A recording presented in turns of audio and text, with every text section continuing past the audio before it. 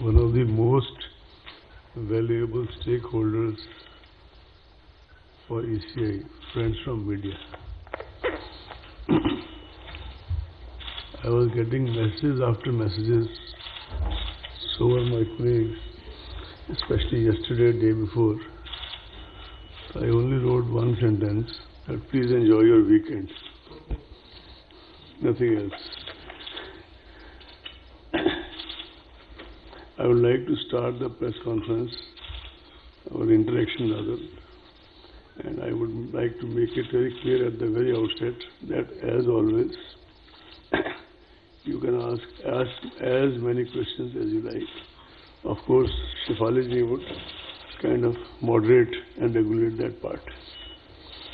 I would like to start this interaction by formally introducing our colleague who has taken over very recently, Rajiv Kumarji, in the Election Commission. Just as the gain of ADB is a loss of ECI in respect of Mr. Lavasa, Rajiv Kumarji is not a stranger to any of you. In fact, he is not a stranger to the country as such, having been banking secretary in the most turbulent and difficult times, finance secretary of the country, and earlier establishment officer in the Department of Personnel, besides his many other distinguished his other assignments. And he is also, from the very limited interaction in the last couple of days, one can know that he is also like both of us, me and Sushilji. He plays under the radar, but plays very effectively. We last met at the time of announcement of elections to the Assembly of NCT of Delhi on January 6, 2020. The world has changed significantly since then, and certainly not for the better. The uncertainty and devastation caused by COVID-19 in the world has changed the way we live and work. It has forced a so-called new normal, which is not normal, but it's a new normal in every aspect of our lives, social, economic, and cultural. As the pandemic spread across the world, the first reaction of the election management bodies of many countries where elections were due was to postpone the elections, hoping that the pandemic would soon loosen its grip and they'll be able to conduct their elections in a more conducive environment. More than 70 countries postponed their elections. However, as the days and months passed and the COVID does not really show any sign of abating and went on unpredictable curves and trajectories, going up one day, going down, slightly down, and then very up another day, it was realized that some way would have to be found to balance the democratic rights of the citizen, of the electorate, to choose their representatives, while also making a very sincere effort and systematic effort to protect the health and safety of the people. Consequently, many countries hazarded to venture and took the courageous decision to go ahead with the elections in their election schedules, making adjustments and adherence to the new safety norms. ECI treaded safely but firmly and started by conducting elections to 18 seats of Rajya Sabha as well as some MLC elections. As you are aware, elections of Rajya Sabha are indirect, but they involve around 984 eligible electors across 8 states of the country. Stringent health and safety protocols were enforced during this election. After the successful conduct of these elections amid COVID crisis, ECI had all along been doing kind of parallel exercise on what to do about Bihar and what to do about the by-elections in a couple of state assemblies. And these were quite meticulous preparations, to which I'll allude to in a while. So today, friends, we are here. The Commission is here before you to announce the elections to the largest assembly of one of the largest states of India, which is Bihar. I think if you see the relative statistics, it would probably be, as a very senior friend from media said in the morning, the biggest election in the world in the COVID times, in the immediate future. You're all aware that the term of assembly in Bihar is due to expire on 29th November. Bihar Assembly has a strength of 243 members, of whom 38 seats are reserved for SCs and 2 for STs. COVID-19 exigencies and social distancing measures made the Commission revisit the extant instructions. One of the first major steps which was taken was to reduce the maximum number of electors at a polling station from 1,500 to 1,000. I am sure you will kindly appreciate the magnitude of this revision, because the number of polling stations as a result of this decision went up from 65,337 in the year 2015, the year of last, and to more than 1 lakh in 2020. This massive increase in the number of polling stations entails huge logistic and manpower implications. The special summary revision of the electoral rolls of Bihar was held with reference to Ek Ek 2020 as a qualifying date, and the final roll was published on February 7, 2020. The total electors in Bihar during 2015, when the last assembly elections were conducted, was 67 million. In 2022, now as we are sitting to brace for the polls, the number is about 7.29 crore. That is 72 million. Male electors in 2015 were 3.57 crore, which has now risen to 3.85 crore. Number of female electors was 3.12 crore in 2015, and now it is 3.4 crore.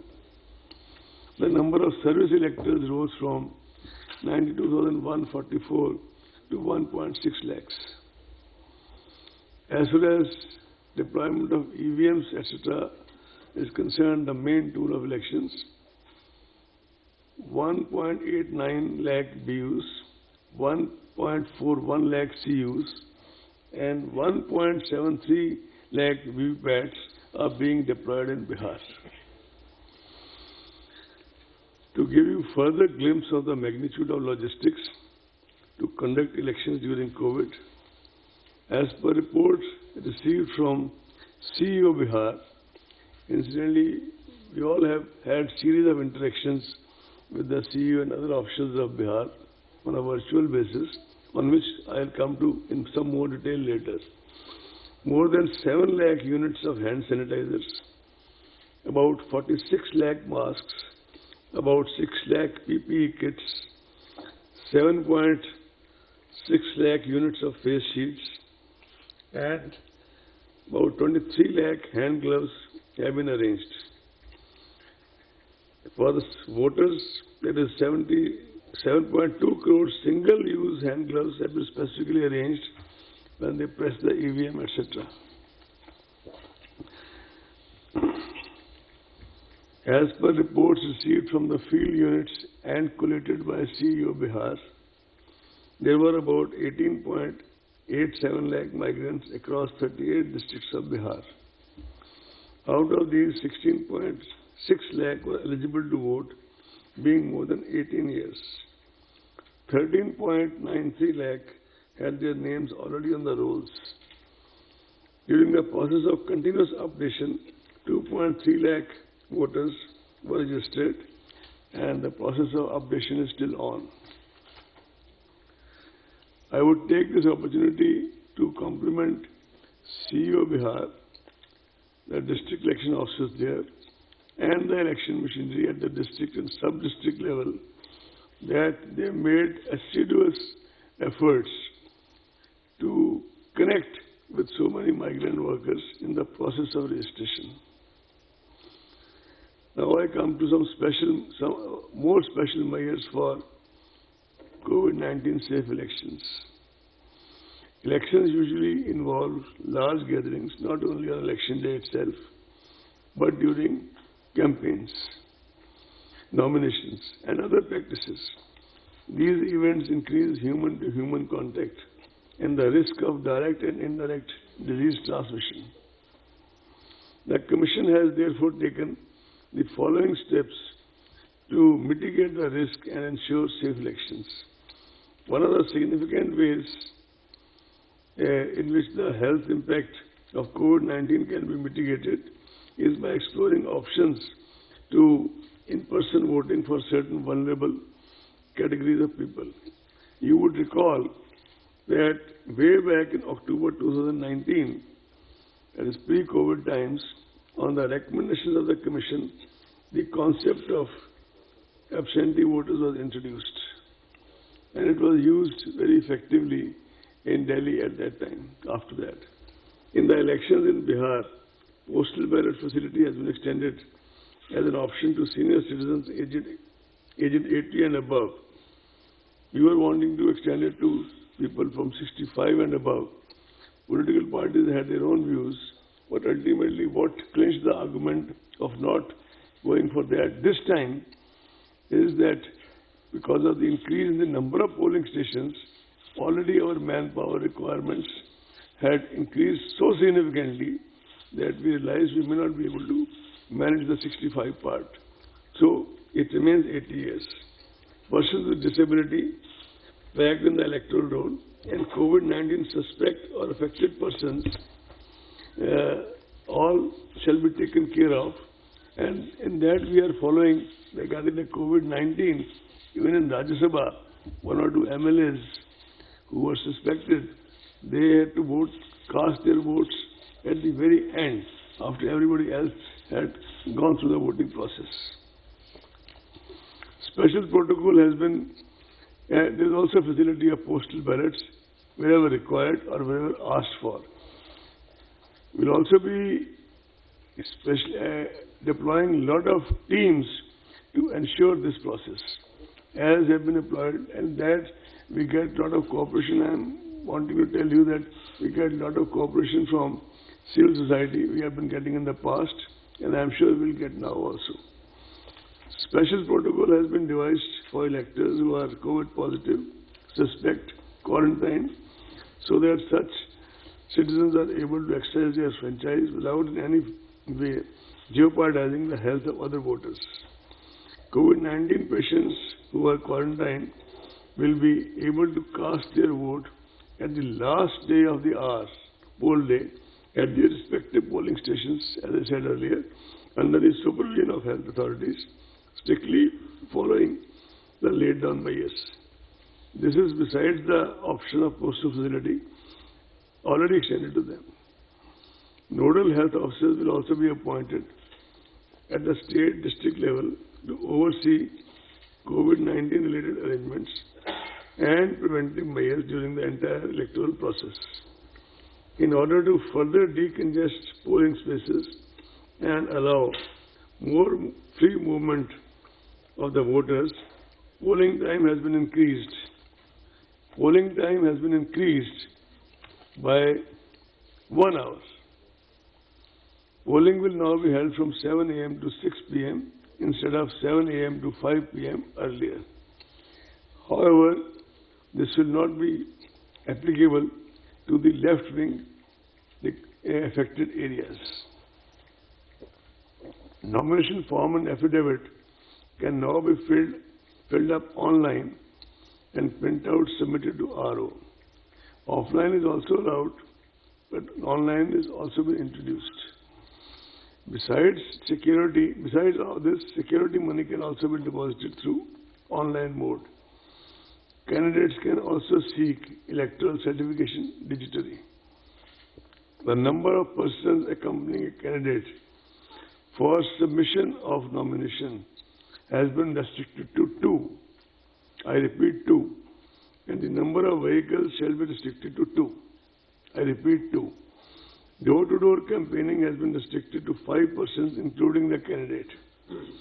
Road shows are allowed, subject to the convoy being broken after every 5 vehicles.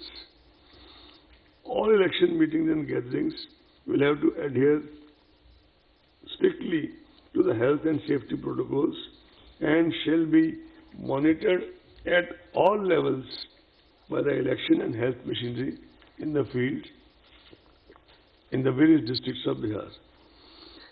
I want to dispel doubts, friends, that all physical contact has been prohibited in election meetings and campaigning.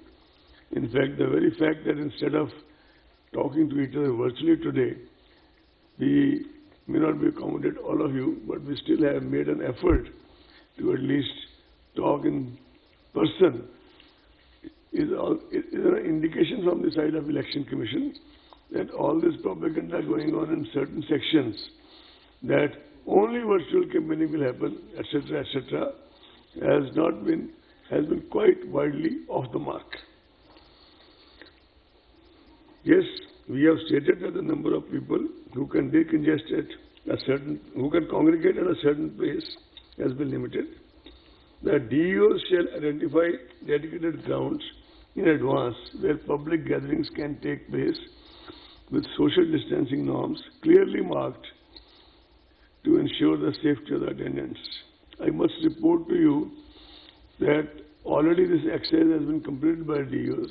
In fact, even within the Commission now, we have a list of such grounds available district-wise, although this is not for Commission to kind of take any kind of day-to-day call on this. It is for the CEO and the district magistrates.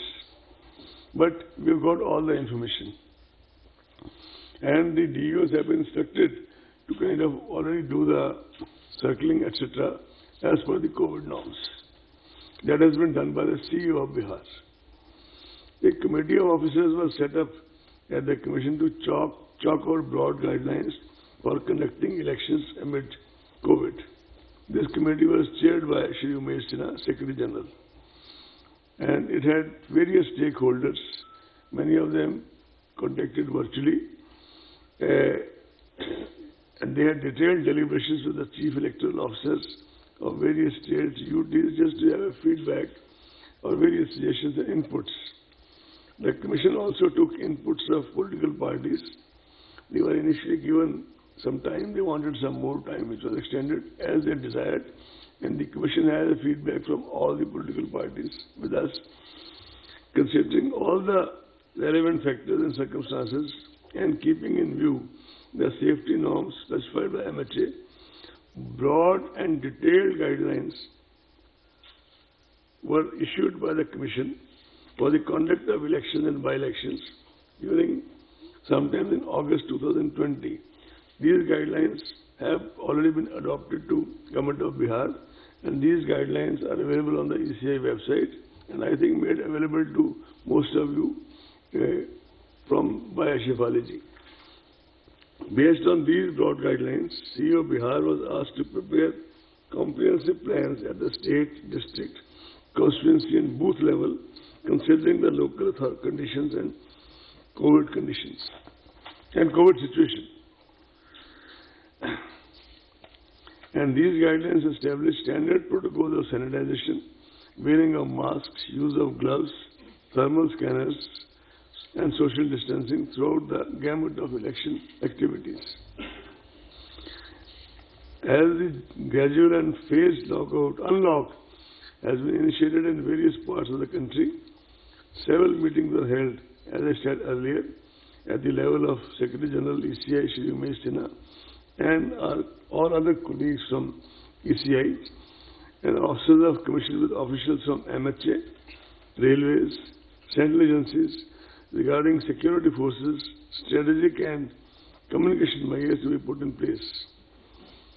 I am happy to report to you that we are getting fullest cooperation from all these agencies, and I am sure, like they do it always, they'll give us their cooperation this time also, which they are already extending. The Commission has conducted several rounds of video conferences with the election machinery. A team of 2 officers, namely Shri Chandrabhushan, who is in charge of Bihar in the Election Commission, and Shri Sudeep Jain, who looks after the EVM, they were in Bihar on 14th and 15th September, and they have done extensive review of the situation on the ground by holding more than 1 meetings in Patna as well as in some selected divisional headquarters. They have reported that all necessary preparations have been made and the infrastructure of conduct of elections is well in place. Commission, as you are aware, has always been very sensitive to the persons with disability and senior citizens. We started this process way back in 17-18 by having a conference in Rajasthan, then a national level conference in Delhi, and after that we have been trying to kind of upgrade and try to do various things required for that. One of our leading consultants in this, based out of Bangalore, she herself is disabled, but at the same time she is so very meticulous in terms of making suggestions and kind of more scientific innovations which keeps Shri Umesh Sinha and his team busy. Persons with disability, the first thing Commission has been insisting is that all polling stations should be located on the ground floor. Persons with disability would also be tagged to their respective polling stations and necessary arrangement made for their comfortable and convenient experience on polling day. Assistance of volunteers, priority voting, wheelchair and proper transport facilities shall be made available.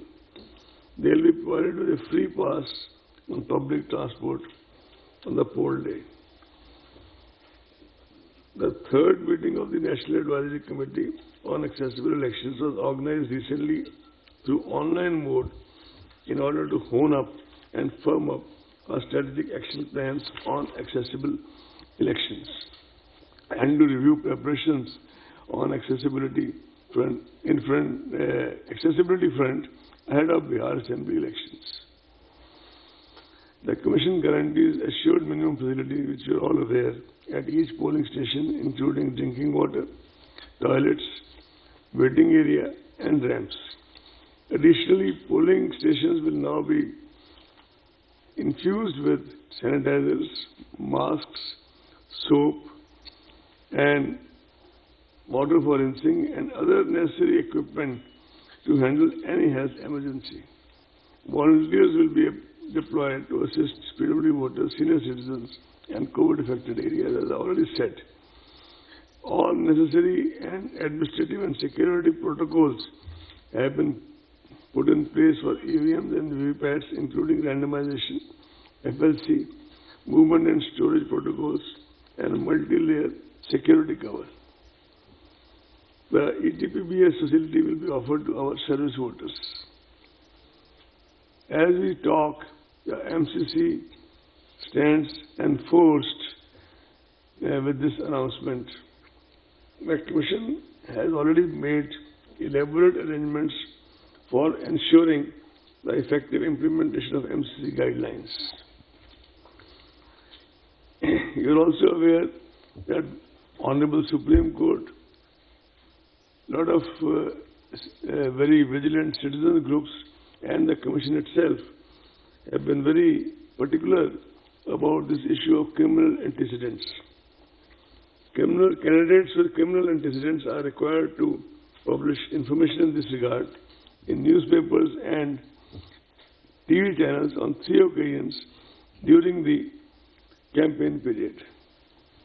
Now it's also mandatory for political parties to upload on their website detailed information regarding individuals with pending criminal cases selected as candidates, along with reasons for such selection, and also why other individuals without criminal antecedents could not be selected. The Commission had issued a circular, I am sure you have all gone through it very thoroughly, on 11 September 2025, clarifying the earlier guidelines and updating them further. The Commission has a multi-pronged, multifaceted, comprehensive strategy for curbing the use of money power in elections through an elaborate mechanism of SSTs, FSTs and expenditure accounting. Our friends in media are also aware that we have been appointing in the last few elections, wherever required, only where required and need-based, special expenditure observers. Depending on the inputs on the field, which you already have in plenty, we shall be doing the same this time in Bihar elections, as well as, if required, in the by-elections to the states. Media has always been a very important ally for the Commission by virtue of its very proactive and positive engagement and with the electoral process and reaching out to the voter through the length and breadth of the country. Media personnel covering election activities would be requested to follow all the extant guidelines issued by the Commission and the various state governments. The Bihar state government, in case of by-elections, various state governments. Adverse use of social media platforms has emerged as a new challenge in the recent times. As such, it is necessary that persons or organizations misusing social media or similar digital platforms are dealt with sternly and kept at bay. The Commission would like to make it emphatically clear that anyone who makes mischievous use of social media, for example, trying to foment communal tensions, etc., for electoral purpose, shall have to face the consequences under the law of the land.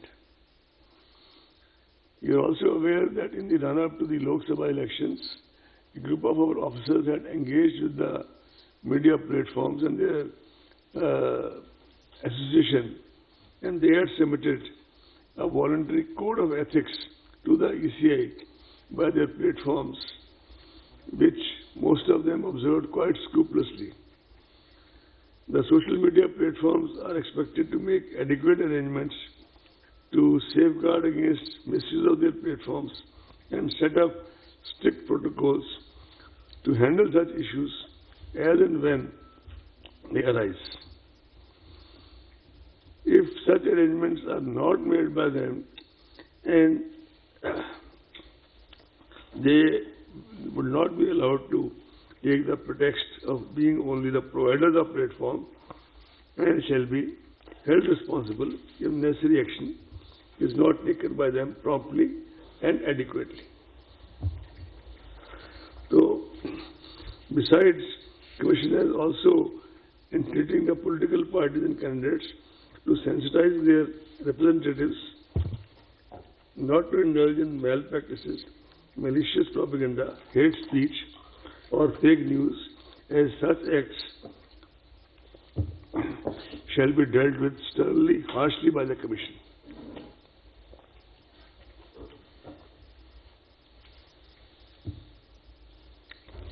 We will be closely monitoring such activities and such posts and shall take action appropriately. You know that Commission has a full-fledged sweep division, and this time the emphasis shall be on safe elections and COVID-19 safety awareness programs, besides increasing voter turnout and ethical as well as informed decision making of the voters. Comprehensive use of print media, electronic media, radio, digital media and traditional outreach methods of voter awareness are being taken up to inform, facilitate and motivate voters. With all comprehensive arrangements made at the polling station, we hope that people, the ultimate arbiters in the democracy, shall participate with full enthusiasm, and the voter turnout will be more than the previous elections. The Commission, as always, will deploy sufficient number of general, police and expenditure observers in order to keep a close watch at every stage of the election process and ensure a free and fair elections in every sense of the term. If required, as I said earlier, special observers will also be deployed for expenditure monitoring and any other law and order contingency, etc.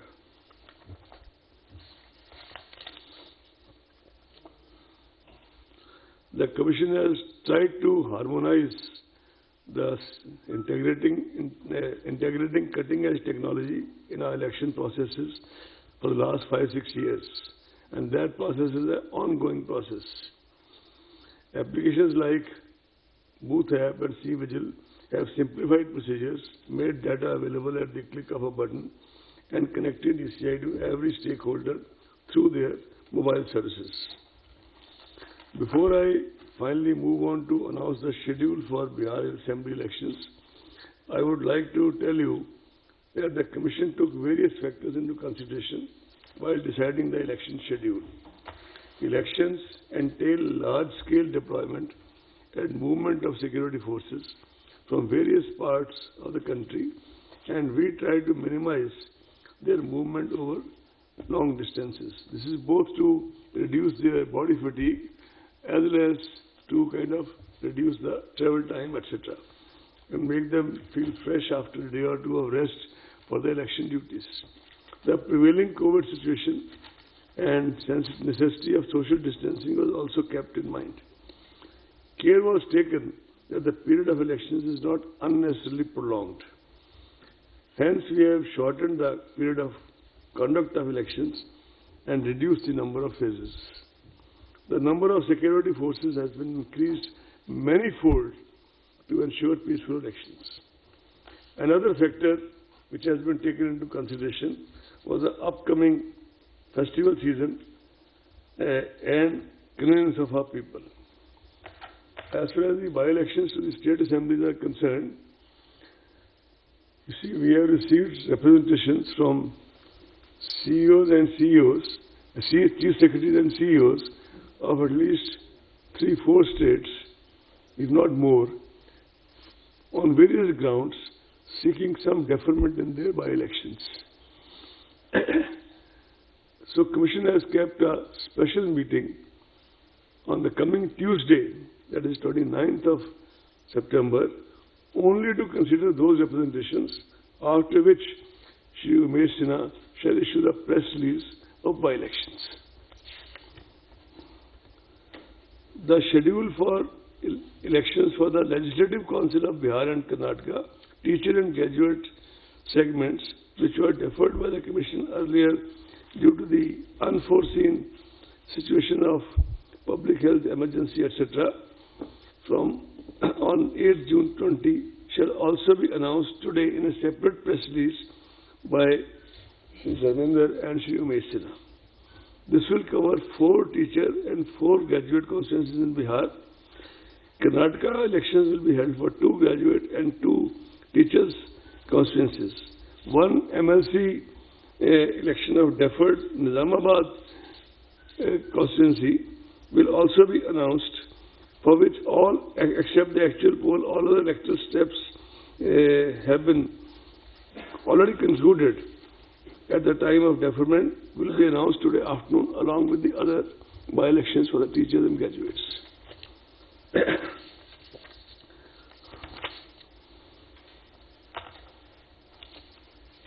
So I think now I would like to read out the statement for which you have been sitting here.